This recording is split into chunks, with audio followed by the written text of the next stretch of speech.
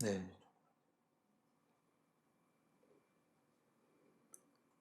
은혜 아침에 하나님께 나와서 함께 예배드린 여러분을 주님의 이름으로 축복합니다. 오늘도 하나님은 신령과 진정으로 예배하는 자를 찾으시며 그에게 은혜를 베푸십니다. 오늘 우리 함께 본 말씀은 마태복음 4장 12절부터 22절 말씀까지 저와 교독하면서 읽어보도록 하겠습니다. 오늘 제목은 제자로의 초대인데 한번 먼저 읽어보겠습니다. 여러분 가진 성경책을 꼭 보시면서 함께 보도록 합니다. 예수께서 요한이 잡혔음을 들으시고 갈릴리로 물러가셨다가 나사렛을 떠나 스불론과 납달리 지경 해변에 있는 가버나움에 가서 사시니 이는 선지자 이사야를 통하여 하신 말씀을 이루려 하심이라. 일러스되 스불론 땅과 납달리 땅과 요단강 저편 해변길의 길과 이방의 갈릴리여 흑암에 앉은 백성이 큰 빛을 보았고 사망의 땅과 그늘에 앉은 자들에게 빛이 비치었도다 하였느니라. 이때부터 예수께서 비로소 전파하여 이르시되 회개하라 전국이 가까웠느니라 하시더라. 갈릴리 해변에 다니시다가 두 형제 곧 베드로라 하는 시몬과 그의 형제 안드레가 바다에 그물 던지는 것을 보시니 그들은 어부라. 말씀하시되 나를 따라오라. 내가 너희로 사람 낳는 어부가 되게 하리라 하시니 그들이 곧 그물을 버려두고 예수를 따르니라. 거기서 더 가시다가 다른 두 형제 곧 세베대의 아들 야고보와 그의 형제 요한이 그의 아버지 세베대와 함께 배에서 그물 깁는 것을 보시고 부르시되 그들이 곧 배와 아버지를 버려두고 예수를 따르니라. 아멘. 잠깐 기도하겠습니다. 생명의 하나님, 우리가 말씀 앞에 섰습니다. 우리의 눈을 열어주셔서 당신의 신령한 말씀 속에 있는 은혜를 우리가 보고 듣고 기뻐할 수 있도록 우리의 마음의 눈을 영안을 활짝 열어 주옵소서. 감사드리며 예수님 이름으로 기도하옵나이다. 아멘. 네. 오늘 22절까지 읽었는데 그 다음 말씀도 아주 중요한 말씀이죠. 제가 23절 하나 읽고 이렇게 시작하겠습니다. 예수께서 온 갈릴리를 두루 다니사 그들의 휴당에서 가르치시며 전국 복음을 전파하시며 백성 중에 모든 병과 모든 악한 것을 고치심이. 그 다음까지 이렇게 보겠습니다. 여러분 자, 마태복음 28장의 본문 중에서 우리가 읽지 못한 본문이 또 있어요. 28장과 또 마태복음 15장 말씀입니다. 오늘 예수님의 초창기의 사역을 먼저 14장에 시작하시면서 말씀을 우리가 읽었어요. 자, 중반기 정도에는 어떻게 말씀하시는가? 15장, 요한복음 15장 7절 8절 한번 다 같이 읽어봅니다. 시작. 너희가 내 안에 거하고 내 말이 너희 안에 거하라. 무엇이든지 원하는 대로 구하라. 그리하면 이루리라. 너희가 열매를 맺으면 내 아버지께서 영광을 받으실 거이고 너희는 내 제자가 되리라. 아멘. 마지막 예수님께서 지상명령을 하실 때 승천하시기 전에 말씀입니다. 같이 읽어봅니다. 그러므로 너희는 가서 모든 민족으로 제자를 삼아 아버지와 아들과 성령의 이름으로 세례를 베풀고 내가 너희에게 분부한 모든 것을 가르쳐 지키게 하라. 내가 세상 끝까지 함께 있으리라 하시니라. 아멘. 암송하는 구절로 그냥 해야 되는데 본문을 맞춰서 이렇게 읽으려 보니까 그렇죠. 자, 여러분 중에 혹시 잊지 못할 그런 초대를 받은 적이 있습니까? 혹시 뭐 초대장을 받거나 아니면 뭐 이렇게 공연 아무튼 초청장을 받거나 뭐 뮤지컬 좋아하는 사람들은 이 초대장만 받아도 얼마나 좋겠어요. 근데 이것이 그 뭐 때로는 아주 VIP석 같은 경우는 뭐 엄청나게 비싼데도 불구하고 팬들은 열광하면서 사요. 이렇게 가는 이유는 뭘까요? 너무 좋으니까 감동적이고 이것만 생각해도 꿈꾸는 것 같은 어떤 그 몰입도를 느낄 수가 있죠. 자, 이것을 보통 그래서 우리 가운데 가장 좋은 선물은 그가 가장 좋아하는 것을 이렇게 딱 선물하는 것이 되잖아요. 뭐 이건 한 10년 전 얘기죠. 자, 그런데 이런 초청장을 받아서 잠시 갈아서 여러분 그 2시간, 3시간 정도의 공연 속에 들어가면 그 감동은 2, 4시간이 아니라 거기다 많이 가는 사람들은 한 일주일 정도 가는 사람도 있지만 진짜 감정이 풍부한 분들은 한 달 정도 가요. 한 달 가면서 그의 인생을 변화시켜요. 그런데 어떤 사람은 이런 초대장을 받아서 유튜브에 이렇게 네이버에도 올린 적이 있어요. 옛날에 뭐 오바마의 취임식 때 초청을 받아가지고 뭔가 이것을 탁 올렸어요. 자기 이름 내고 내가 초청받았다. 이게 얼마나 자랑스러워요. 그러니까 갑으로도 대대로 이렇게 뭔가 초대받았다는 것을 이렇게 표시하고 있어요. 이건 또 트럼프의 초대장을 받았던 사람이 또 올렸던 거죠. 자, 뭐 이렇게 나름대로 이제 이 바이든 때에 초대하는 데는 이번에는 뭐 우리가 잘 아는 것처럼 특수한 상황이기 때문에 초대받은 사람들이 좀 적었어요. 그렇지만 성경책에 이렇게 할 때 많은 사람들이 그 네모 안에 있는 것처럼 이렇게 초대와서 이렇게 참여하고 있어요. 이분들은 평생 잊지 못하는 거예요. 그런데 여러분 이런 초대가 아니라 저기 갔다 와도 영원히 우선 자기 문제가 해결되는 거 아니에요? 자기가 어떤 명예나 어떤 보람은 느낄 수 있겠지만은 자기의 인생의 짐들은 여전히 있어요. 그런데 우리 지난주에 말씀처럼 보면 우리 인생의 모든 무거운 짐을 지고 가는 사람들에게 예수님이 초대하시는 내용을 봐요. 그래서 수고하고 무거운 짐진 자들아 너희들이 짐이 무엇인지 모르지만 무겁다면 다 내게로 와라. 내가 너희를 쉬게 하리라는 그 예수님의 초대장. 그 이전 시대는 양피지에다가 이렇게 전달하고 그러기 때문에 힘들기 때문에 그 초대장의 이런 형태는 나오지 않지만 구두로 이렇게 전달되는 거죠. 거기에 반응하는 자들은 그 초대에 응해서 인생의 무거운 짐들을 다 내렸어요. 우리는 가장 위대한 초대가 뭐 바이든의 초대일 수도 있겠지만은 뮤지컬에 가는 것도 있겠지만은 그 초대는 영원한 우리에게 힘을 주시고 기쁨을 주시고 무거운 짐들을 해결해 주시는 예수님의 초대였어요. 오늘 그 예수님께서 두 번째로 우리를 초대하시는데 그 무거운 짐을 해결받고 죄의 무거운 부분에서 자유함을 얻은 자들에게 초대하시는 내용이에요. 그 내용이 무엇일까요? 자, 오늘 말씀하신 내용처럼 4장에 고기 잡고 있는 어부들에게 갑자기 가셔서 예수님이 나를 따르라 초대하시는 거예요. 우주의 대왕이신 예수님께서 그 초대하시는 내용들은 초대장이나 뭐 그런 것도 없어요. 회개하라 천국이 가까웠다 하시면서 그 가운데 증거하는 가운데 일하고 있는 사람에게 이렇게 초대할 때 베드로는 뭔지 모르지만 그님이 그 초대에 그냥 그물을 버려두고 자기 형제 안드레와 더불어서 따라가기 시작했어요. 그런데 그의 인생이 변하기 시작하죠. 또 가다 보니까 요한과 또 그의 형제가 야고보가 있었는데도 그들도 역시 그물을 버려두고 나갔어요. 예수님의 생명사역의 현장은 희한한 일이 일어나요. 이 갈릴리 해변을 두루 다니시면서 회개하라 복음을 증거하면서 또 때로는 주님이 삼으시려고 하는 제자들을 부르셔요. 부르실 때 보면 세례도 부릅니다. 데모하는 사람도 부릅니다. 농부뿐만 아니라 이 어부도 부릅니다. 여러 사람들을 보내서 12를 예수님께서 초청하셨어요. 그들은 그때 그 결과는 어떻게 돼요?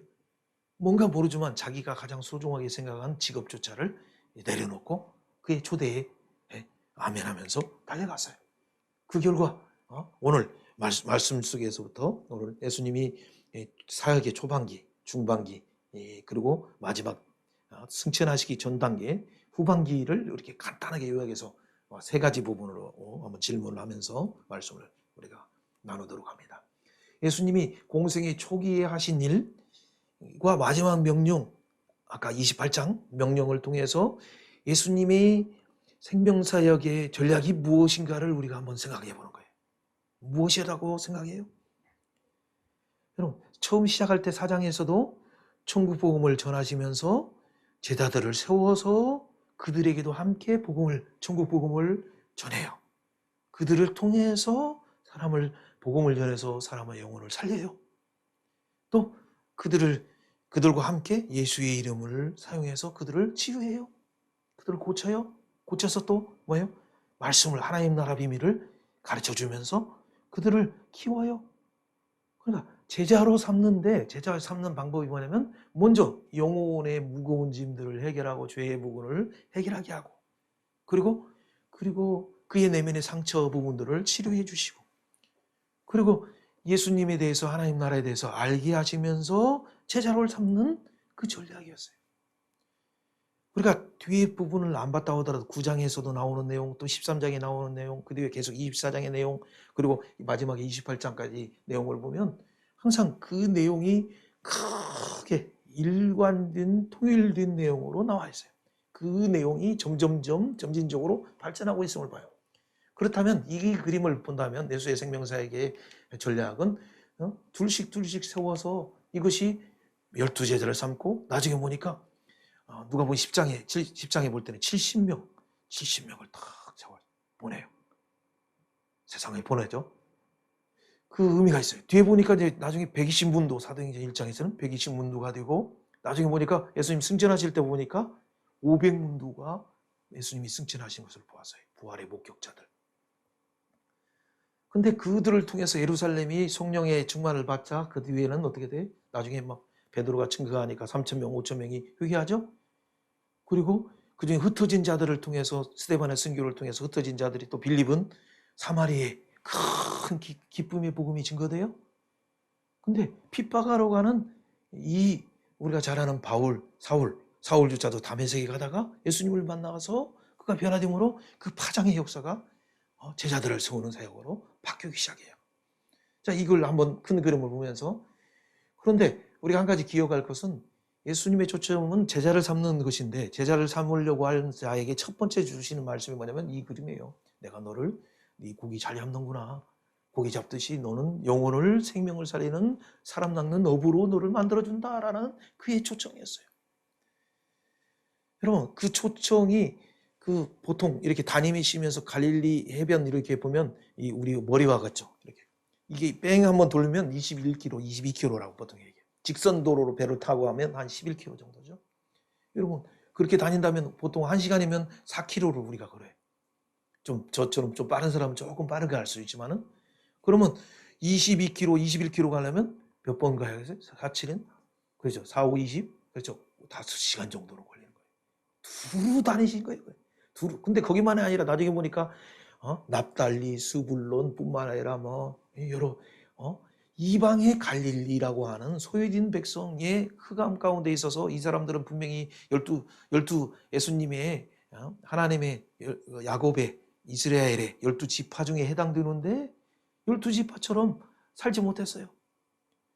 그들은 이방인들과 같이 그냥 항상 그 핍박 속에서 주의 엇박 속에서 그리고 경제적인 어려움 그리고 생활의 어려움 그 질병 때문에 고통 그 합체 속에서 사는 이들에게 그 말씀을 이사야의 말씀을 응하기 위해서 성취하기 위해서 예수님이 먼저 기록되었으되 말씀하시며 이사야의 말씀을 내가 이루러 간다라고 하면서 그 어둠의 가운데 거하는 그 백성에게 예수님이 큰 빛으로 오셨어요. 이게 아주 중요한 초점이에요. 그 큰 빛으로 오신 예수님께서 제자를 삼으시면서 너도 영혼을 살리는 바로 어부, 사람 낳는 어부로 너를 삼는다라고 말씀하시는 거예요. 그 예수님께서 이 제자들을 세우시고 마지막에 21장 예수님의 부활을 목격했어도 3번이나 예수님께 부인한 경력이 있는 베드로는 쑥스러워서 그래도 예수님 볼 면목이 없어. 마음 가운데 뭔가 끄름지게. 그렇기 때문에 어떻게 고향에 가자 해서 가서 다시 고기를 잡으려고 했는데 밤새 수고해도 허탕이었어요. 그렇기 때문에 그때 예수님께서 오른쪽에 그물을 내려라. 깊은 데에 그물을 내려라. 요한복음 5장에도 있지만 그래서 엄청나게 잡았어요. 153마리. 153마리로 갈릴리에 있는 어떤 학자들이 얘기할 때는 어종이 153마리가 있대. 모두 잡았다는 그 대표적인 상징적인 의미죠. 그러니까 딱 예수님이 어서들 와라. 네 가기 잡은 것도 가져와라. 먼저 내가 구우는 것들 니들 따뜻하게 먹어라 하면서 떡과 물고기를 주면서 떡과 물고기를 줄 때 갑자기 오병이어도 생각날 거 아니에요. 그리고 그들이 잡았던 물고기를 가지고 또 구워주면서 이렇게 물어보는 거예요. 요한의 아들 시몬아, 이 사람들보다 내가 너를 네가 나를 사랑하느냐? 그러니까 베드로는 너무나 그것도 한 번이 아니라 2번, 3번 물어볼 때 너무 쑥스럽고 그 초청에 깜짝 놀라니까 주께서 하십니다라고 말하는 거예요. 이것을 못 듣는 순간에 여러분이 뭐냐면 나는 영적으로 내가 무뎌 있다라고 생각해. 이건 처음뿐만 아니라 마지막 부분에서 예수님이 초청하실 때에 인생의 베드로처럼 훌륭한 사람이라 할지라도 굴곡이 있어서 이렇게 있어요. 우리는 때로는 감정 속에서 굴곡 속에 살아가고, 저의 경우 나중에 3강에는 나오겠지만 그 굴곡이 있었어요. 그런 굴곡 가운데 점점점 그러나 우리를 찾아오셔서 제자로 삶을 초대하시는, 변함없이 사랑하시는, 우리를 위해서 목숨까지 베푸시는 창조주이시면서 우리의 구원자이신 예수님의 엄청난 초청이 있어요. 그 초청 속에서 우리가 잘 아는 것처럼 복음만 증거하신 것이나 교인들이 나를 불렀고 교인들이 여러분을 불렀고 여러분에게 진짜 율법의 속에 갇혀있는 생명의 원리를 가르쳐 주셨고 그리고 천국의 비밀을 보여주셨어요. 그 겨자씨와 같은 것이지만은 30배, 60배, 100배 뿐만 아니라 1000배, 만배를 맺는 그 원리가 뭔가를 가르쳐 주시면서 그 원리 이후에 또 예수 믿지만은 배척받는 우리의 제자의 삶을 보여주셨어요. 그 가운데 오병이어를 통해서 너에게 있는 가장 소중한 것이지만 믿음으로 나갈 때 50씩, 100씩, 200씩 이렇게 둘러 모으게 하시면서 그들에게 말하는 거예요. 너희가 먹을 걸 주라라고 해요. 이 광야에서 어떻게 이건 200데나리온으로도 할 수 없는 이 엄청난 숫자를 어떻게 먹어? 근데 너희가 먹을 걸 주라 할 때 그는 어린아이의 손에 있는 떡 5개와 고기 2개, 2마리를 가져왔어요. 그걸 통해서 많은 사람을 먹였어요. 또 칠병이어 기적을 통해서 이방인을 향한 이 복음을 또 선언하셨죠. 자, 왜 어떻게 일을 해요? 누가 해요? 이 생명사역 바로 제자가 하는 거예요. 어떻게? 무엇을 위해서? 그들의 영혼을 구원을 위해서 이렇게 하는 거죠. 이 사역들은 결국에는 내가 명목상 교회는 나오지만은 예수를 믿는다고 하지만은 진짜 팬으로서 내가 좋을 때만 나오는 그 형태의 삶인가? 아니면 진짜 예수님의 제자인가가 구분되는 거예요. 그래서 청함은 받은 사람은 많지만은 구원받은 자가 적다라고 말하는 것이 그래요.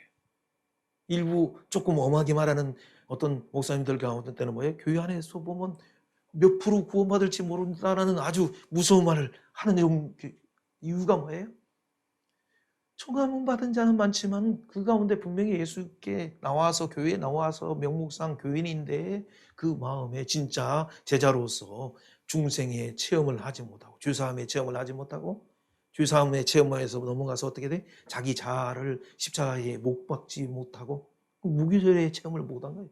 그리고 진짜 못 박았을 뿐만 아니라 부활을 체험해서 내가 예수의 이름으로 사망 권세를 깨뜨리고 부활하는 것처럼 그 경험을 못하면 팬이야, 팬. 여전히 팬이야, 팬. 그런데 이 가운데 부활을 경험하고 자기 자신을 쳐서 복종시키는 그 제자로의 삶을 살아가는 자는 예수님이 승천하셔서 보내시는 성령의 능력을 경험하기 시작하는 거예요. 그것이 뭐냐면 그래서 우리가 잘 아는 팬과 제자인가라는 부분도 중요하지만 저는 한 가지 더 중요한 부분을 달라스 율라드라고 하는 하나님의 모략이라는 그 아주 두꺼운 책을 쓰신 분이 있어요. 이분이 잊혀진 제자도라고 말한 책들을 예전에 줬어요. 그 중에서 내용 중에 하나가 뭐냐면 이 제자는 누구나 하는 부분에서 물론 마태복음만 해도 70번 나오고 신약 전체만 해도 269번 이렇게 제자라는 말을 나오는데 반복해서 나오는데 이 말의 진정한 의미는 뭐예요? 예수님의 오늘날 제자도의 문제점을 말하는데 저도 똑같은 부분을 지적을 한 부분이 있는데 그 중에 하나는 뭐냐면 너무 책상에 제자 훈련이야. 그래서 그들이 초점은 뭐냐면 지적으로 만족해요. 그래서 성품이 예수님을 닮아야 된다 해가지고 성품과 인격과 그래서 고상한 부분을 해서 독서도 많이 하게 하고 또 암송구절도 하게 하고 딱 그렇게 그거 필요해요. 근데 진짜 놓친 것은 뭐냐면 제자도의 부르심은 어떤 우리의 성품의 변화는 또 그 한 부분이지만 진짜 중요한 핵심의 흐름은 우리의 성품은 언제 변화되냐면 내가 예수님이 부르신 제자는 사람 닦는 어부로서 영혼을 구원하기 위해서 현장에 갈 때 내 성품의 진정한 성품도 변화되고 오히려 제자도의 핵심인 가서 제자 삼는 사역을 할 때 그들을 목양할 때 내 인격이 예수님을 닮아가는 것임을 놓쳤어요. 잊혀졌어요. 그러니까 책상 안에서 제자 올려놓으니까 머리는 커가지고 내가 뭔가 안다 하면서 진정한 제자의 삶이 나오지 못해요. 그러니까 거꾸로 바꿔야 돼. 80% 이상을 현장으로 나가는 형태, 예수님이 말씀하신 것처럼 두루 다니면서 가시려는 각동각처에 하루에도 21km 반경을 도는 심정으로 가야 돼. 저도 예전에 대학생, 유학생들 사역할 때는 하루에 최소한 3학교를 다녔어요. 보통 이렇게 다닐 때 보면 그 부분이 대구의 어떤 부분들을 보면 경대 갔다가 때로는 대구대 갔다가 영대 갔다가 이렇게 폭도를 보면 대충 한 20km 돼. 부지런히. 근데 그때 당시에는 나는 차라도 있어서 달려갔지만 그때 당시에 뭐가 있습니까? 빠른 것이 있다면 배 정도밖에 없어요. 평소에 예수님은 낙이 타지 않으시고 빠른 걸음으로 함께 다니셨어요. 오늘날 잊혀진 우리의 제자의 사명 중에 가장 잊혀진 제자들 중에 그 하나가 뭐냐면 그냥 이론으로 배우려고 하는 학습으로 교육, 공부로 배우려고 하는 그 제자 훈련 현장에서 사람 낚는 법으로 훈련하는 부분을 잊어버렸어요. 이 부분을 지적하고 있어요. 자, 이 부분을 먼저 생각하면 우리가 쉽게 할 수 있는 영역을 한번 보세요. 여기서 좀 대림에서 저까지 가면 이게 몇라고 나왔어요? 6.8km 정도, 7km, 7km 정도. 그러면 여기서 서울대 정도 가면 한 4km, 5km 간단하죠. 구로역반에 가도 1몇 킬로밖에 안 돼요. 그러면 7km 방병만 이렇게 돌기만 해도 21km 안 돈다 하더라도 여러분 충분히 하루에도 가서 얼마든지 많은 영혼들이 숭실대에도 있고 중앙대에도 있고 서울대도 있고 구로에도 있고 가산대 이탈에도 있고 독산동에도 있고 얼마든지 가서 비대면이지만은 얼마든지 그들에게 고기를 생명을 구원할 수 있는 일이 성경 속에 감추어 있어요. 그럼에도 불구하고 우리는 왜 몰라냐? 성경의 의미 속에 그 비밀인 예수님이 가르친 제자의 진정한 제자의 삶이 무엇인가를 펜으로서만 알았고 아니면 또 성품 교육으로만 알았지 진짜 제자의 그 제자의 도의 핵심이 사람을 낚는 어부다라는 것을 놓쳤어요. 그렇다면 우리는 누군가 제자다. 제자는 예수님의 가르침을 받는 자인데 그럼 어떻게 해야 돼?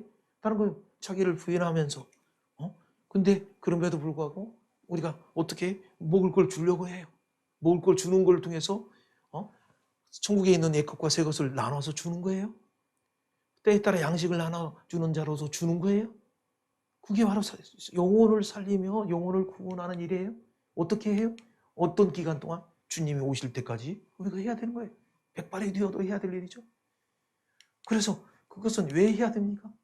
내가 영생을 얻은 자로서 그 예수님의 그 놀라운 천국의 비밀을 깨달았기 때문에 내게 주신 은혜를 무엇으로 보답할고 그 비밀을 모르는 자들에게 마당만 막는 자가 아니라 진짜 예수님의 안에 있는 그 생수 현장에 나갈 때마다 증거할 때마다 간증할 때마다 터지는 그 기쁨이 생수의 강에가 흘러나는 거예요. 그렇기 때문에 내가 살리기 위해서라도 나가는 거예요. 자, 그렇다면 어떻게 돼? 그것이 마지막에 예수님이 말씀하신 것처럼 승천하시기 전에 너희는 모든 민족으로 모든 족속으로 가서 제자를 삼고 그리고 내게 가르친 모든 것들을 가르쳐 지키게 하라. 내가 모든 날 동안 함께 하리라는 그 말씀을 하신 거예요. 자, 그렇다면 성경을 간통하는 중요한 부분이 뭐예요? 우리가 마태복음 봤지만 사도행전에서도 나를 따르라 사람 낳는 어부가 되게 하리라 하신 예수님께서 사도행전에서는 어떻게 하셨어요? 자, 마지막에 승천하시기 전에 제자 삼으라 하는 명령 주셨어요. 그리고 제자들은 어떻게 돼? 예수님이 말씀하신 것처럼 성령 충만을 받기 위해서 기다리고 있어요. 그런데 한 사람이 배신을 했어요. 그렇기 때문에 그 숫자를 채우기 위해서 나름대로 제비 뽑기를 해요. 자, 수가 차니까 또 날이 딱 10일 동안에 있게 해서 40일 해서 40 플러스 10 해서 오순절 시간이 딱 되자 성령이 임했어요. 성령이 임하자 그들이 제자로서의 핵심인 바로 사람 낚는 어부, 증인된 삶에 그 불이 붙었어요. 여러분 그래서 나는 전도하고 싶은데 왜 못하냐는 부분에서 가장 중요한 소스가 뭐냐면 핵심이 성령 충만을 위해서 기도해야 돼. 그래서 때로는 금식하면서 기다리듯이 하나님 내 눈을 열어서 진짜 하늘의 비밀을 보고 증인의 사명을 감당하게 해주셔서 하고 그럴 때 예루살렘과 유대와 사마리아와 땅 끝까지 증인의 삶을 사는 거예요. 모든 민족의 증인되는 삶을 사는 거예요. 그 핵심의 전략이 아까 제자를 세우는 것인데 제자를 세우려면 말씀으로 배우는 것이면서 동시에 성령의 충만을 받는 거예요.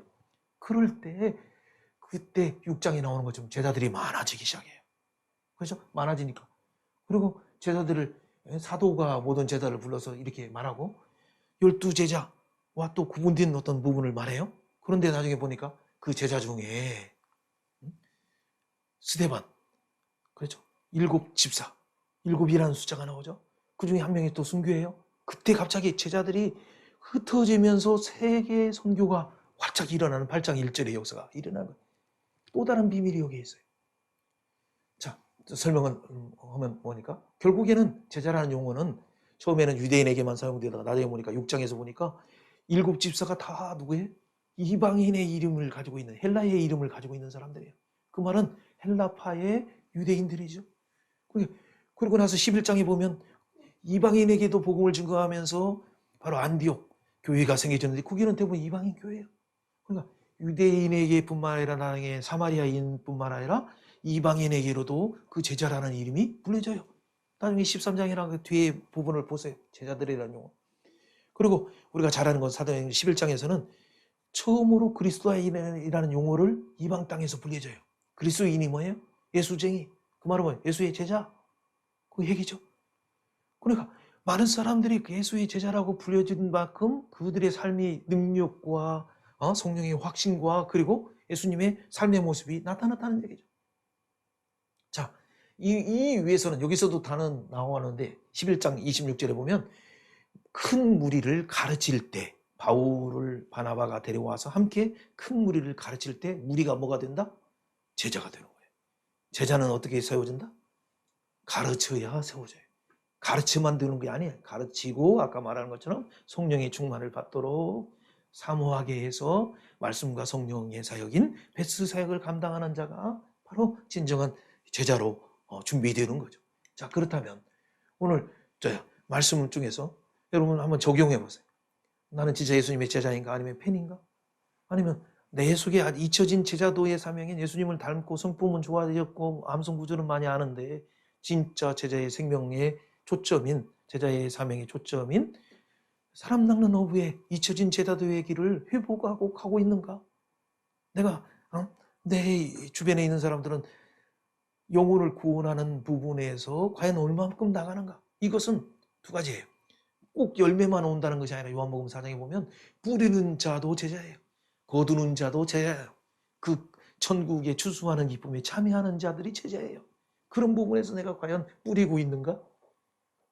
사랑하는 여러분들은 여러분의 문제들이 있음에도 불구하고 자기 십자가를 지고 제자로서의 그 길을 가려고 하고 있습니까? 그렇다면 오늘도 예수님께서 여러분에게 이렇게 말씀하세요. 네 문제 네가 내게 맡기면 내가 다윗의 기도처럼 자기 집을 세우지 않고 오히려 하나님의 집을 세우려고 하는 순간 하나님께서 너는 내 마음에 합한 자라 내가 너희 집을 영원한 나라의 집으로 바꿔주리라 라고 하시면서 그 집을 세워주신 것을 약속한 것처럼 여러분의 인생의 문제를 먼저 풀려고 하지 말고 내 성공을 위해서 풀려고 하지 말고 하나님 나라 의를 위해서 맡기신 그 제자 삼는 사역을 전념하심으로 여러분이 그 예수님의 진정한 제자로서의 열매들을 또 기쁨들을 맛보는 모두가 되기를 주님의 이름으로 축원합니다.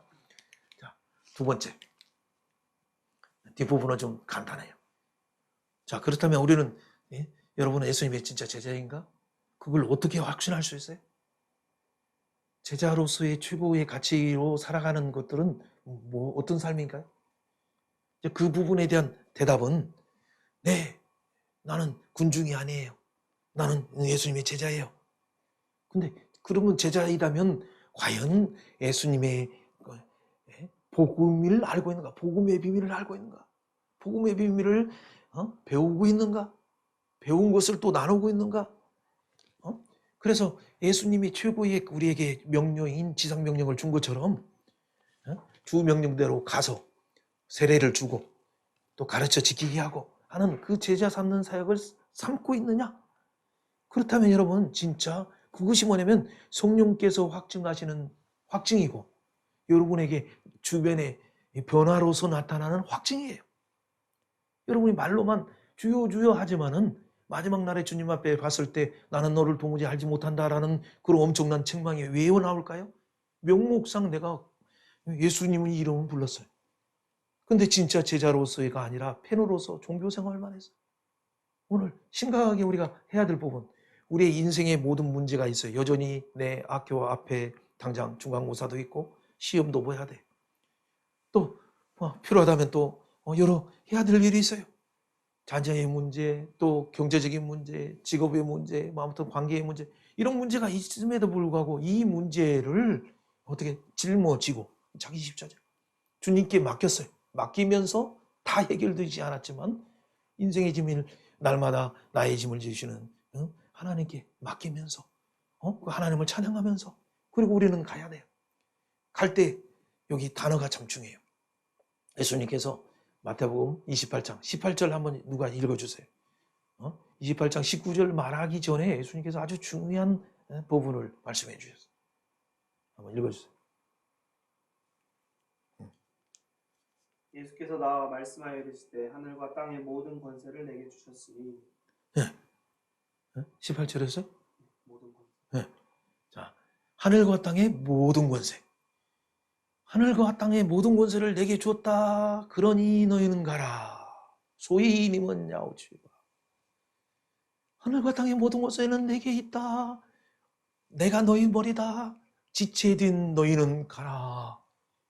예수님의 지상 사역이 끝나고 천상에서의 사역이 바로 그의 몸된 제자들을 통해서 천상의 사역이 시작된다는 얘기예요. 여러분, 아주 중요한 얘기예요. 그동안은 예수님이 조림하셔서 지상 사역을 끝냈어요. 그리고 승천하시고 나서 천상의 사역을 성령을 보내주셔서 제자를 삼으시는 그 제자를 통해서 가라, 모든 권능, 하늘과 땅의 모든 권능이 있다. 여러분 한번 손 펴보세요. 권능이 있어요? 이 손 보면 권능 없어. 아무것도 없어. 근데 우리의 머리가 누구냐? 머리이신 예수님을 바라보면 그분은 창조주야. 그분은 우리의 구원자야. 그분은 역사의 주관자야. 만유의 주제야. 그분은 마지막 날에 영원을 계시의 완성자시야. 영원히 이 땅을 다스리시는, 새 하늘과 새 땅을 다스리시는 그분이시야. 라고 그분을 바라보며 간구할 때 하나님이 우리에게 필요한 모든 것을 주시리라 확신합니다. 그런 의미에서 먼저 잡아야 될 단어는 뭐냐면, 가기 전에 모든 권세가, 하늘과 땅의 모든 권세가 예수님이 가지고 계신데 그 예수님의 몸인, 지체인, 손인, 발인 우리를 보내신다는 걸 기억하는 거죠. 현실, 왜 이렇게 목사들이 현실을 몰라? 선교사들이 너무 현실을 몰라. 우리 선교사님, 전도사님, 그건 너무 현실을 모르는 것이 아닙니까? 라고 많은 사람들이 얘기해요. 그 얘기가 맞아요, 들려요. 그래, 논리적으로 맞아요. 과학적으로, 농구적으로 맞아요. 그럼에도 불구하고 영적인 눈에서 봤을 때, 하나님 나라의 원리에서 보면 맞아요, 틀려요? 예수님의 부르심에 대해서 확신을 6장 33절에 뭐예요? 너희는 먼저 그의 나라와 그를 구하리. 그러면 이 모든 것을 너에게 도와주리라는 그분이 지금 말씀하시는 것은 하늘과 땅의 모든 권세를 가졌다. 나의 제체된, 나의 제자된 너희는 가라. 이 말씀을 단순하게 믿는 이성적인 것뿐만 아니라 논리적인 것뿐만 아니라 단순하게 믿는 하나님의 능력을 그가 안 받으면 그래서 못 가는 거예요. 그냥 주변 깔짝깔짝 맴돌고 좀 한 것처럼 생각하고 애들 놀고 찬양하고 좀 눈물 받다 정도 생각하니까 변화가 없어요. 깊숙한 데로 들어가야 돼. 들어가는 거 다른 게 아니라 진짜 맡겼다면 그분이 하늘이 열려지기까지 성령을 부어주실까. 심지어는 그냥 번개만 임해도 나무가 그냥 큰 나무가 그냥 1초도 안 돼서 쓰러지는데 하늘의 성령이, 예수의 영인, 진리의 영, 보혜사인, 우리의 변호사인 이 성령의 영이 와서 이 모든 것을 공급하시는 영이 생수가 넘치게 하시는 오는데, 이 모든 권세를 가지신 그분이 오시는데 왜 우리가 두려워해요? 자, 괜찮아요. 어쨌든 두 번째, 그래, 자, 여기서 모든 부분에 모든 권세라는 말을 영어로 뭐라고 했는지 우리 은총이 나중에 한번 읽어보세요. 여기서는 모든 민족, all nation, 모든 민족이라는 건 뭐예요? 바로 보통 창세기 10장, 11장에 나오는 것은 모든 민족이 70민족이에요. 70민족 중에서 아브라함을 선택하시고 아브라함을 통해 이삭과 야곱을 통해서 12제자를 통해서 12지파를 통해서 70민족이 됐을 때, 70인이 됐을 때 세상인 70민족에게 애굽으로 보내셨어요. 그 하나님께서, 그리고 세상을 속에서 나중에는 어떻게 돼? 12지파와 더불어서 250만의 대군을 이끌어내셔서 다시 세상 속에 하나님에 보내시는 거죠. 똑같아요. 우리 모든 민족으로 제자 삼기 위해서는 우리가 다른 것이 아니라 아버지, 성부, 성자, 성령의 이름으로 그들에게 세례를 주는 것이 필요해요. 여기서 중요한 것은 그러면 모든 민족은 우리 안에 뭐예요? 우리 이 구로먼 구로 안에 모든 민족이 누구인가를 생각해야 돼. 중앙대면 중앙대 안에서 모든 민족이 누군가. 여러 와 있는 유학생들이 너무 많아요. 자, 세 번째. 자, 모든 민족이라는 단어를 주목하고 세 번째 중요한 것은 뭐예요? 풍부한 모든 것이 뭐예요? 하나님이 주신 예수님이 말씀하신 풍부한 모든 말씀을 가르쳐 지키게 하라는 것이 그 사역의 핵심은 뭐예요? 복음의 비밀. 복음의 비밀은 예수님이에요. 은혜의 경륜 속에 있는 창세전부터 예정하신 이 복음의 비밀을 바울에게 맡겼듯이 교회에게 맡기고 우리 사랑하는 제자들에게 맡겨서 이 비밀은 천사들도 알지 못해. 세상 왕들이 알지 못해. 세상 집정자들이 알지 못하는 이 비밀을 교회를 통해서 성도들을 통해서 증거하라고 말하는 거예요. 가르치라고 말하는 거예요. 그런 부분에서 여러분은 가는 것뿐만 아니라 그들에게 가르치기 위해서 1:1 양육하기 위해서 양육 단계가 넘어간다면 제자 훈련하기 위해서 힘쓰고 있습니까? 이런 부분에서 여러분이 진짜 분부한 모든 것을 가르치려고 할 때 여러분이 성장하는 거예요. 여러분이 성숙하게 돼요. 그럴 때 마지막에 모든 권세 모든 백성에게 가라 했는데 뭐라고 했어요? 모든 말씀을 가르치라라고 했는데 마지막 부분이 뭐예요?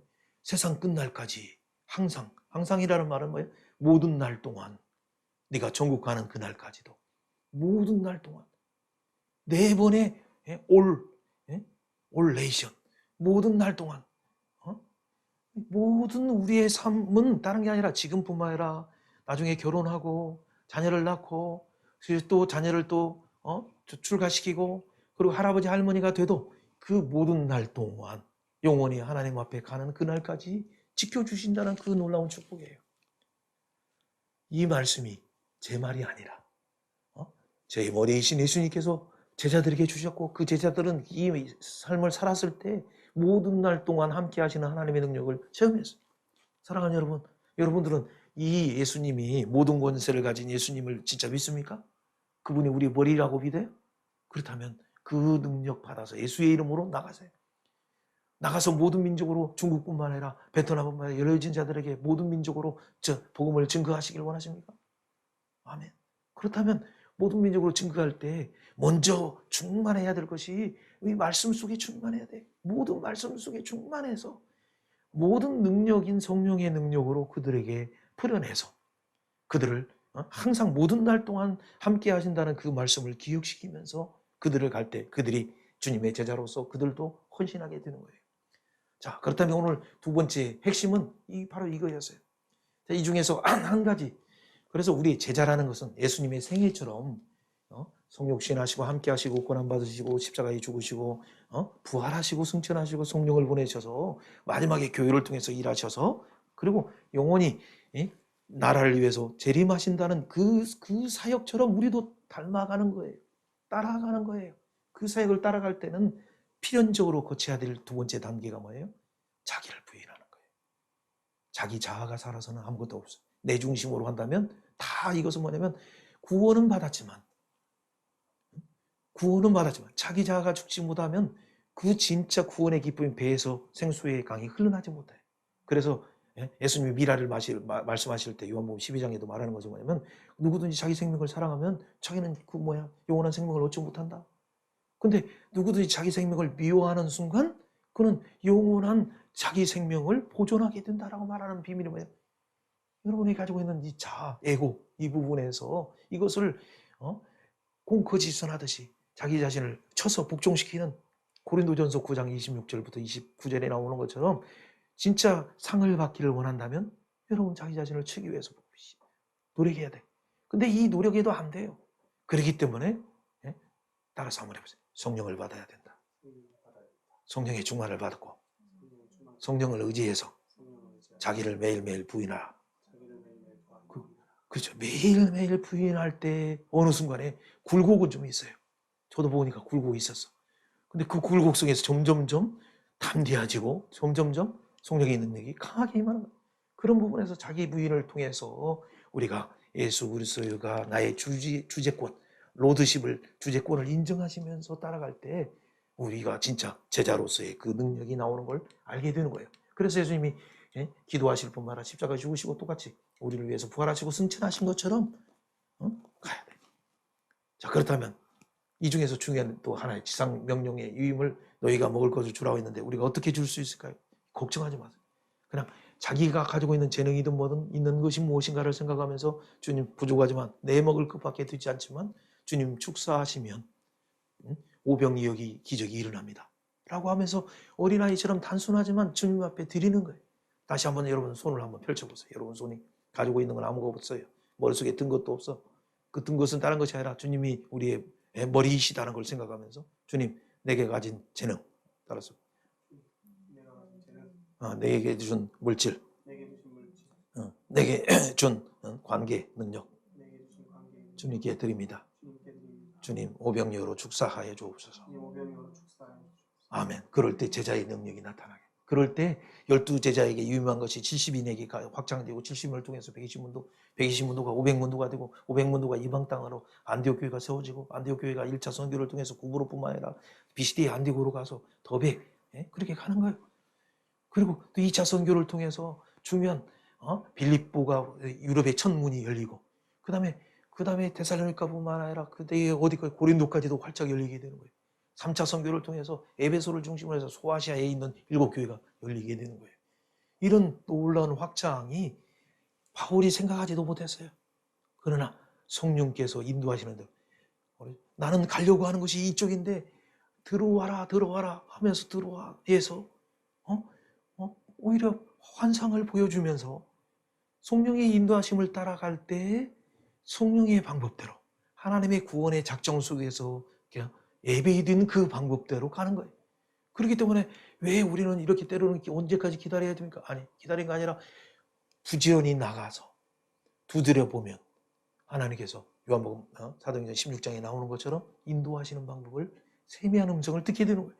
그때 새로운 문들이 사역의 문이 열리는 거예요. 사랑하는 여러분, 여러분에겐 지금 주님이 주신 이 놀라운 부분들을 주고 있습니까? 당신의 생각을 포기하고 이런 것들이 아니야 이거 또 잔소리한다라고 생각하는 것이 아니라 이것은 내 머리이신 예수님께서 금바이 선생님을 통해서 선포하시는구나 생각하면서 하나님 내가 작지만 내가 제자로서 팬이 아니고 진짜 예수님의 제자이기 때문에 나 자신을 부인하면서 따라갑니다. 예수님의 전략인 제자 삼는 사역을 하기 위해서는 먼저 자기 부인부터 하면서 순종하면서 가겠습니다라고 한다면 여러분 진짜 성령님이 이끌어 주시고 말씀으로 이끌어 주셔서 여러분의 삶을 통해서 제자의 모습이 나타나기 시작하려 확신합니다. 바라기는 예수 그리스도의 복음의 비밀을 깨달아서 여러분 아직 복음도 제대로 모른다면 빨리 복음의 부분에서 다시 무장하세요. 여러분들이 복음을 안다면 그 복음의 비밀을 통해서 어떻게 양육시킬 것인가 자기 자신을 양육시키면서 또 다른 사람을 양육시킬 준비를 하세요. 그렇다면 그 단계에 머물러 있지 말고 이제는 완전 자아를 깨트리는 그 제자 훈련으로 들어가셔서 자기를 쳐서 복종시키는 자기 부정을 통해서 제자로 성장하십시오. 그럴 때 그 다음에 초청이 뭐예요? 사역자로 생명사역자로 초청하는 사역훈련에 여러분이 들어가게 되는 거예요. 그럴 때 역시 점점점 갈 때 예수님께서 우리를 개척의 문을 열어주시고 또 직장의 문을 열어주시고 또 새로운 어떤 하나님께서 예비하신 선교의 문을 열어주시는 거예요. 이런 부분을 가는 곳마다 갈 때마다 때로는 어떻게 돼? 우리가 복음을 먼저 전하지만 나중에는 양육 링밍 정장을 이렇게 가지고 나누고 또 제자 훈련을 가지고 나누다 보면 여러분이 점점점 가르치는 능력이 나오는 거예요. 가르치는 능력이 나오다 보면 여러분이 어느 사이에 설교도 하게 되는 거예요. 성령의 인도하심을 따라서 사도들만 설교한다고 생각하지 마세요. 빌립 집사 설교할 때 사마리아에 큰 성의 기쁨이 있어요. 이디오피아 내시가 변화됐어요. 여러분을 세우실 때마다 그 놀라운 역사가 이 단계 일어나서 결국에는 정말 이 가운데 열매가 나타난 자들이 신학을 하는 거예요. 오늘날 신학교가 95%가 실패하는 이유고 목사님들은 목사 한 수를 받고도 3%밖에 실제 못 온다는 최근의 어떤 부분이 나와요. 그런 이유가 뭐냐?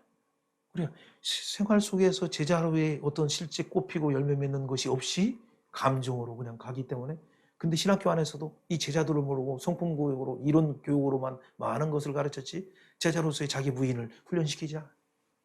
실제 영혼 구원을 해서 한 번도 해보지도 않았어. 그런 자들이 어떻게 생명의 사역을 감당할 수 있겠습니까? 어떻게 선교 사역을 감당하겠습니까? 이런 부분에서 진짜 베스트 1, 2, 3, 7이라는 것은 1, 2, 3, 7을 통해서 좀 더 12제자가 나오고 70문도가 나온다는 걸 기억하시면서 여러분이 한 단계 한 단계 자기 수준을 뛰어넘어서 성령을 따라 단계로 진입하시는 여러분이 되길 주님 여러분으로 축원합니다. 자, 마지막 부분. 마지막은 이제 간증인데. 자, 하나님께서 여러분을 어떻게 자녀로 부르셨어요? 어떻게 자녀로 삼았는지 자기 간증이 있는가를 점검하는 시간이에요. 그럼 이 자기 간증 오늘 말씀을 통해서 앞에서 내가 팬인가 제자인가 라는 부분뿐만 아니라 내 제자 삼는 전략은 무엇인가 뿐만 아니라 진짜 내가 제자로서 복음 제시에 대한 능력이 있는가? 아니면 내가 자기 간증을 할 때 자기 간증을 최소한 1분, 3분이라도 할 수 있는 준비가 됐는가를 점검하는 것이 중요해요. 여러분 이것이 없이는 구체적으로 현장에 나갔을 때 해보면 반복돼요. 그래서 기도를 해야 되고 말씀으로 무장되는과 동시에 내가 이 수고하고 무거운 자들의 나는 인생에 이전에 예수 믿기 전에는 이랬습니다. 그냥 불만투성이었어요. 부모님도 불만, 사회에 대해서 원망, 그리고 국가에 대해서 원망, 불평 비평하던 내가 예수님의 복음을 알기 시작하고 그러고 나서 창세기를 공부하고 로마서를 공부하는 순간 깨닫고 내가 얼마나 큰 죄인인가. 아담아 어디 있느냐 내가 할 때 이게 내가 어디 내가 숨었다는 것을 알게 돼. 내가 아담이라는 걸 알게 되고 내가 가인과 같은 자임을 알게 되고 내가 진짜 멸망당하는 노아에 멸망당한 많은 백성들 가운데 있는 자들을 이루다는 걸 알게 돼. 그럴 때 그 믿음의 과정 속에서 예수님이 감정에 굴곡이 있지만 베드로처럼 3번 부인하는 것처럼 굴곡이 있지만은 끊임없이 찾아오시는 그 하나님의 사랑을 알게 됐어요. 그럼에도 불구하고 네가 나를 사랑하느냐 그렇다면 내 양을 먹이라 하시면서 목자로의 초대 주님의 제자로의 초대 생명사역자로의 초대를 예수님께서 계속 안고 나심을 알아야 돼요. 사랑하는 여러분, 여러분의 간증들, 제 간증들은 그냥 이렇게 써서 나왔지만 말하면 너무나 그런데 이 이후에 제 부정적인 언어들이 바뀌기 시작하고 관점들이 주님이 임재 속에서 나오는 그 내면 깊숙이에서 오는 생수의 강이 있기 때문에 이것은 돈으로도 채울 수 없는 어떤 쾌락으로도 채울 수 없는 명예로도 채울 수 없는 그 깊은 부분의 심연의 깊은 부분에서 흘러나오는 그 천국을 소유한 자가 되는 순간 내 생각이 바뀌게 되겠어요. 그렇다면 이 바뀌었을 때 우리는 어떻게 살아갑니까? 주의 제자라면 제자로서 제자 삼는 사역을 위해서 70 열방을 향해서 가야 되는데 내가 그 70인의 전도대처럼 12제자이든 70인 전도대처럼 살든 추수할 군을 보내주소서 또 추수할 현장을 보내주소서 하면서 가야 돼. 그 가는 것은 뭐예요? 항상 가장 쉬운 것이 간증만 해요. 여러분 이번 주에는 이걸 시도를 해봐요. 3분씩 자기 간증하면서 믿기 전 믿음의 과정 속에서 믿음 후 변화 그리고 제자 사명을 듣고 내가 깨닫고 나서 그 뒤에 전도했을 때 어떻게 변화됐는가를 이렇게 점점 나누면서 그래서 자기의 안전지대에서 나와야 돼. 두렵고 떨림의 어떤 현장에 대해서 그 부분이 있다고 해서 두려워하지 말고 주님이 항상 함께 한다는 걸 생각하고 나가야 돼. 나가는 순간 그것이 배우는 거예요. 그것이 성장할 뿐만 아니라 그것이 나가 진짜 하나님이 원하시는 제자로서 성공하는 거예요. 여러분이 이 다이어그램을 잘 생각하면서 그 현장을 문을 열어주세요. 내게 전도의 문을 열어주세요. 간구하는 여러분이 되기 바라요.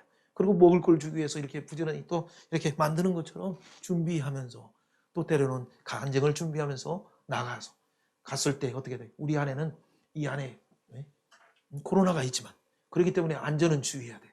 그러나 여러분 여기 동구로 초등학교에 여러분 75%가 다문화 학생들이 있어요.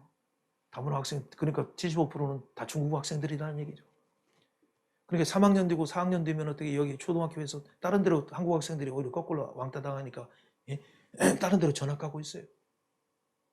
이 조금만 더 가면 여러분 가리봉동만 해도 95%가 된 데도 있어요. 여기 대림에 건너가서 가더라도 거기 보면 80%, 85% 학교들이 많아요. 그러면 한국 속에 있는 이 중국인들이 들어와 있는, 여러분 물고기 물 반 고기 반에 이 엄청난 어장이 있는데 우리가 왜 나가지 않아요? 제가 또 엊그저께 어느 분을 통해서 이런 내용을 들었어요.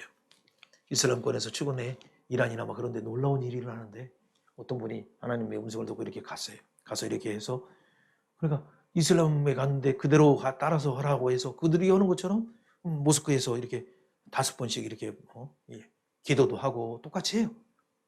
그러니까 그분들이 이제 예수 믿고 오는가, 딴 사람들은 대부분 절도 않고 뭐 또 않고 그러는데 그분들이 하는 형식을 그대로 가지고 와요. 그러니까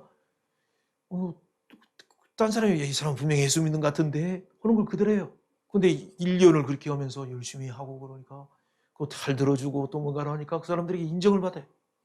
인정을 받으면서 이 사람 뭔가 다르다 하니까 무슬림 세계에도 그냥 무슬림의 꾸란만 가지고만 하는 게 아니라 그게 또 약간의 민속 어떤 신앙들이 있어가지고 원래 약간 뭐 축사 사역이랄까 막 교신 뭐 이렇게 아픈 사람들을 고치는 거랄까 그런 것들도 무슬림 세계에도 있어요.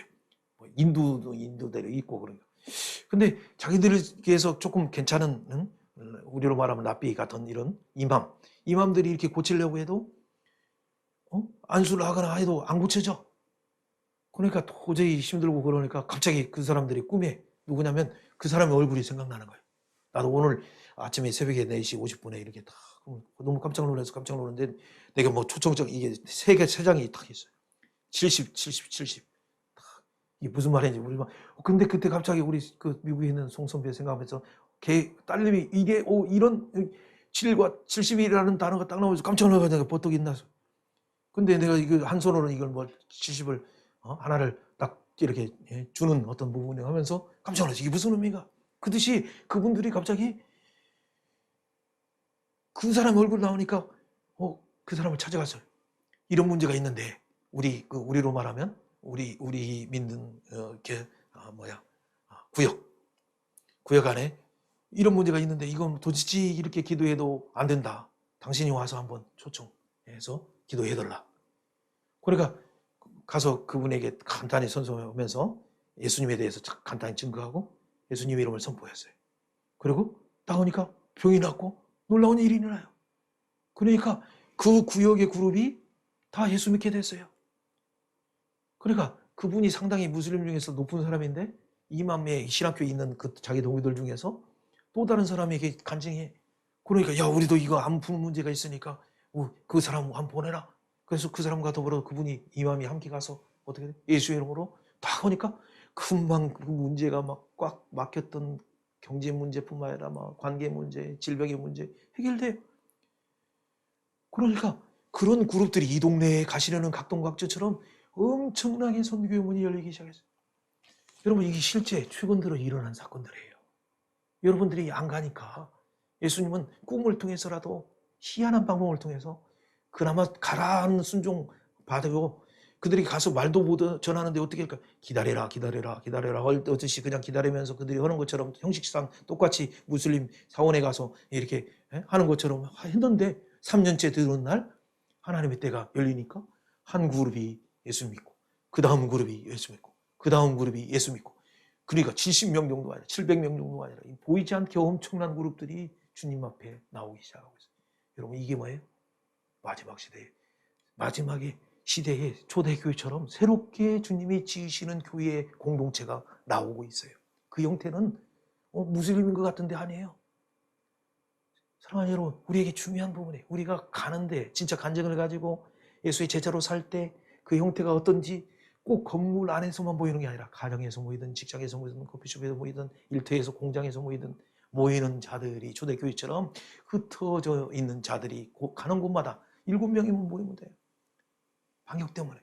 그럼 7명에서 그것이 70인 그룹이 되고 그런 그룹들이 70명, 이 70인 그룹이 70대면 500문도가 되는 거예요. 이런 역사가 여러분 속에 나타나려면 여러분이 하나님의 일은 우리가 생각하는 방법과 다르게 분명히 성령의 역사는 일어난다는 것을 생각하시면서 여러분이 이런 태도가 변화될 때 여러분의 진정한 관점 속에서 변화의 역사를 체험하리라고 생각해요. 그렇다면 여러분 이렇게 가는 정도만 얘기하지 말고 다음에는 빵을 나눠주면서 그중에 반응하는 사람들에게는 때로는 어떻게 간증하면서 때로는 어떻게 여러분이 가지고 있는 핸드폰을 통해서 설문지를 통해서 질주 방법을 통해서 그들의 7가지 지수가 무엇인가를 보면서 그 심령의 트라우마가 무엇인지 우울증이 무엇인지를 살펴보면서 그들을 도와야 돼. 또 때로는 어떻게 사역자들을 동시에 오른손에는 우리가 성경책을 들듯이 또 왼손에는 뭐예요? 사역자들과 함께 큰 생명벨트를 이루기 위해서 한국인 교회도 깨워야 되고 중국인 교회도 깨워야 되고 또 베트남 교회가 있다면 베트남 교회들도 함께 깨워서 함께 가야 돼. 또 그 사역을 우리가 이 현장 사역만 하지 말고 온라인 사역과 오프라인 사역, 이 올택트를 활용해서 나가야 돼. 그래서 하나님이 자연스럽게 열어주신다면 여러분들이 만든 비공개하는 것들도 이제는 공개 형태로 좀 들어가야 돼. 공개적으로도 들어가서 이 형태가 다음 세대를 위한 특별히 이제 여기 안에 있는 이 주변만 해도 5, 6개의 캠퍼스뿐만 아니라 초등학교까지 하면 거기다 10개가 넘어요. 이 주 다 잡으면 12개가 넘는 이 캠퍼스에 여러분이 들어가야 돼. 어떻게 들어가요? 그래, 다문화로 들어가야 되고 또 이런 실큐의 자기 개발을 위해서 들어가야 되고 또 어떻게 한국어를 가르쳐주기 위해 또 영어를 가르쳐주기 위해서 들어가야 돼. 들어갈 때 하나님께서 일하시기 시작할 거예요. 우리를 오늘도 보내시기 때문에 1년차 어떻게 할지 2년차 여러분 계획 속에 없어. 3년차 어떻게 할지 잘 모르지만은 성령의 인도하심을 따라서 가다 보면 어느 순간에 일꾼들이 배치되고 이 가운데 다문화 사역자, 영어 사역자, 중국인 사역자, 한국인 사역자들이 서서 결국에는 어떻게 그들을 사역자로 세우고 파송하고 그리고 현지인들도 파송해서 또 현장에 중국에도 파송할 뿐만 아니라 또 각 나라 각 백성을 파송하는 올레이션 처치가 되는 거예요. 그것이 진짜 다민족 교회가 되는 것이고 그것이 계시록 7장에 나오는 보좌 위에 앉으신 보좌 우편에 계신 어린 양께 있도다 고백하는 바로 각 나라와 민족과 방언에서 누구라도 셀 수 없는 허다한 무리가 나올 때 여러분과 여러분이 세우신 전도한 그 공동체의 무리들이 주님 옆에 나와서 영광을 하나님께 올리며 그 놀라운 은혜에 들어가는 여러분이 되기를 주님의 이름으로 축원합니다. 그렇다면 우리는 어떻게 할 것인가? 여러분 결론을 잘 생각해 보세요. 진짜 예수님을 만나고 있다면 진짜 죄사함을 받고 있다면 진짜 자유함을 누리고 있다면 자기 문제를 내려놓고 먼저 그의 나라 의를 위해서 만나는 곳마다 어떻게 간증할 것인가, 어떻게 복음 전할 것인가, 어떻게 그들을 도울 것인가 생각하면서 제자도의 삶을 살아가는 여러분이 되길 주님의 이름으로 축원합니다. 같이 기도합니다. 생명의 하나님, 우리가 많은 시간이지만 주의 말씀을 묵상했습니다. 이 말씀대로 우리를 만왕의 왕께서 만유의 주지께서 우리를 놀라운 하늘의 사람 낳는 업으로 생명사역자로 주님의 제자로 우리를 초대하시니 너무 감사합니다. 이 초대장을 우리가 그동안은 깨닫지 못해서 무시했습니다. 그래서 제자도에 잊혀진 제자처럼 그 사명을 감당하지 못했습니다. 그러나 이제 깨달았습니다. 내가 팬이 아니라 예수님의 제자입니다. 하나님, 그러기 때문에 어떤 조건이 있다 할지라도 나가서 사람 낚는 업으로 복음을 증거하며 간증하길 원합니다. 성령님, 우리의 입술을 주장하시고 우리의 발걸음을 주장하시고 전도의 문을 열어주옵소서. 우리의 기도할 때 예수 이름으로 기도할 때 사람이 치유되게 하시고 귀신들이 떠나가게 하시고 하나님 주신 놀라운 천국의 기쁨이 그곳에 임하게 하여 주옵소서. 하나님 공동체의 전도의 문을 활짝 열어주시길 원하며 오늘도 믿음으로 결단하며 주님 앞에 나가는 사랑하는 성도들 한 사람 한 사람 가운데 놀라운 제자들의 열매를 통해서 너희가 내 제자인 것을 열매를 통해서 안다라고 예수님이 말씀하신 말씀을 명심하면서 꽃피고 열매 맺는 제자 되길 원하오니 주여 우리를 불쌍히 여겨 주옵소서. 감사드리며 예수님 이름으로 기도하옵나이다. 아멘.